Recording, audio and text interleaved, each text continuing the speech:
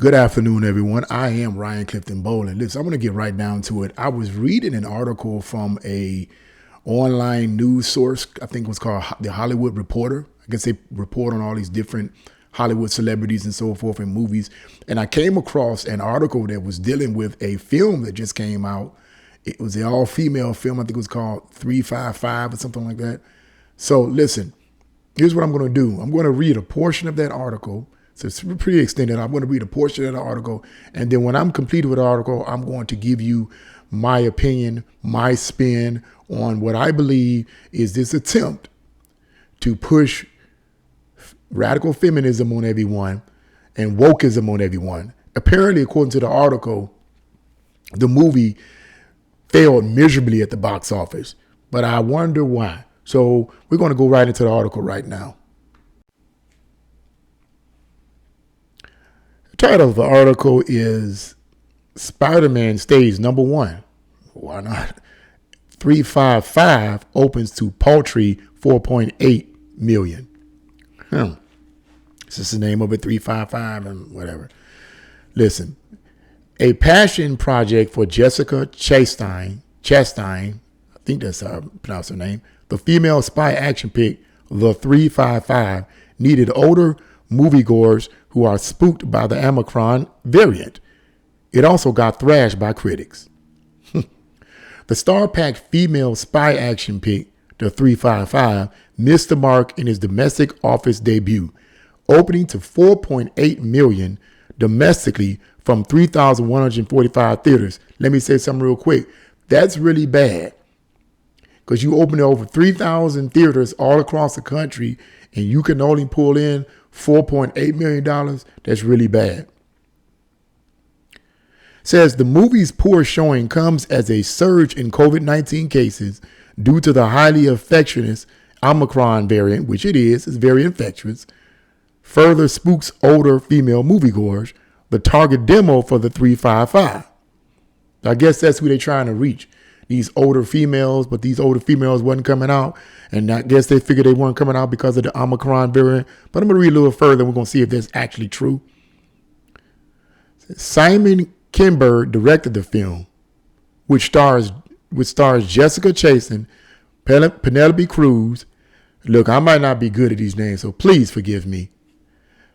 Fan Bingbing, Diane Kruger, and Laputa. No, y'all know it. You know it's the African American woman. Okay. Poor reviews certainly didn't help. The current Rotten Tomatoes score is 27%. Audiences liked it more, giving the movie a B+ cinema score. The 355 is from Universal and Film Nation and is the first Hollywood studio release of 2022. While early January is generally a quiet time at the box office, Universal was hoping for more. The movie was a passion project for Jessica Chastain, and the project was the belle of the Cannes Film Festival market in 2018 as Hollywood attempted to back more female-led projects. So let me see something here. I wanted to read another portion. Oh, here it is. Here's the part what I want to do. Basically debunk this idea that the females were scared to come out, because of the Omni variant or whatever, Omicron variant.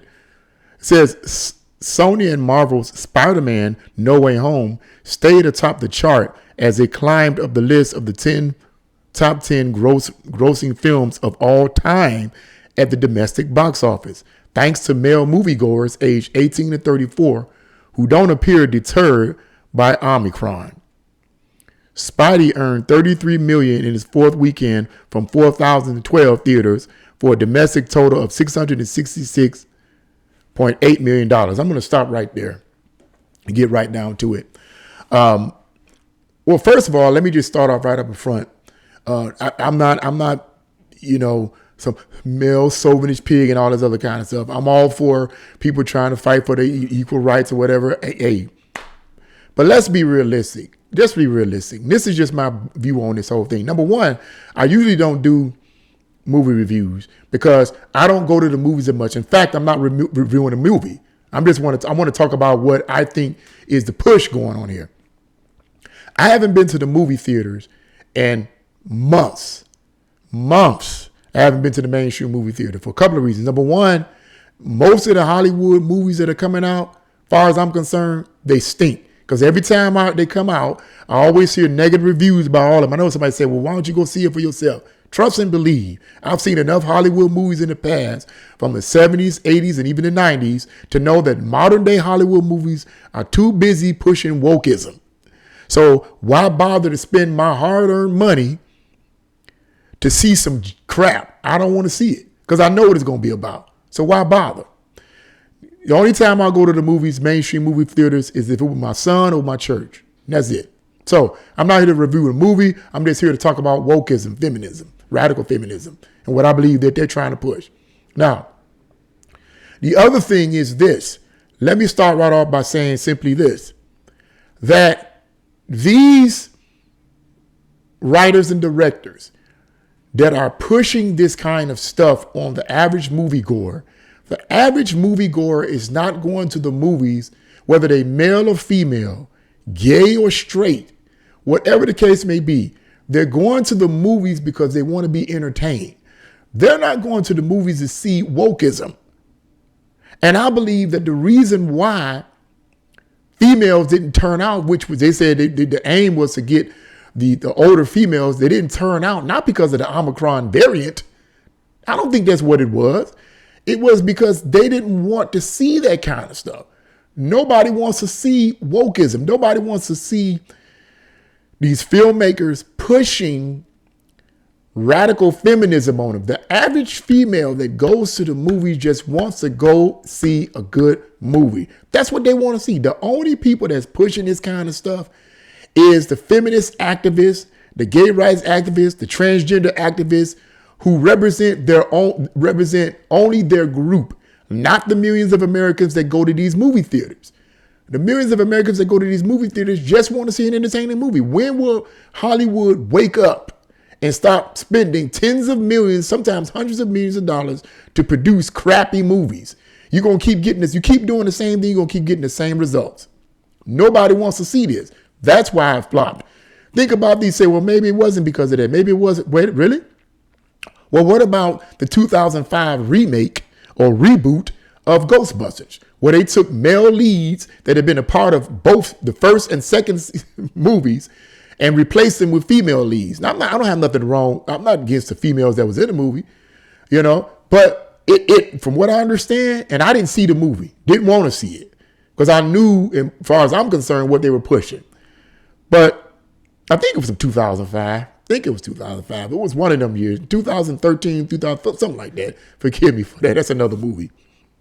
But the movie panned at the box office. Critics didn't really like it. So what was the real deal? Was it because, what was the real deal? I believe people didn't want to see that because they knew what you were doing. They knew what you were pushing. People don't want to see that. They don't want to see it. Stop pushing these kind of stuff. Now let me give you what I believe is true empowerment for women in films. They say that they want strong female leads, right? Well, what makes you think there haven't been strong female leads in past films? Look at Aliens. Alien 1. Aliens 2, the second one. And even the third Aliens, right? The third Alien, even though they killed the female lead off, they ended up bringing her back in the fourth one. What was it? Alien Resurrection, because they understood that was a dumb thing to do to kill her off in the third one. Sigourney Weaver, perfect example of a strong female lead. Why was people attracted to her? Because she wasn't some superwoman beating up on a whole bunch of men, putting men down. The alien movies didn't demonize men as these toxic sewers, like a bunch of crap men that didn't know anything, and they was ill, and they was oppressive, and they didn't do any of that. They just showed a strong female lead in each and every one of these films, and people were attracted to them, to these movies in such a way that when they killed her off in the third one, they had to bring her back in the fourth one. Another example of strong female leads in films in the past. The Terminator movies. Terminator 1, Terminator 2, Perfect examples of strong female leads that didn't demonize men and didn't make the female leads super women, beating up on everybody.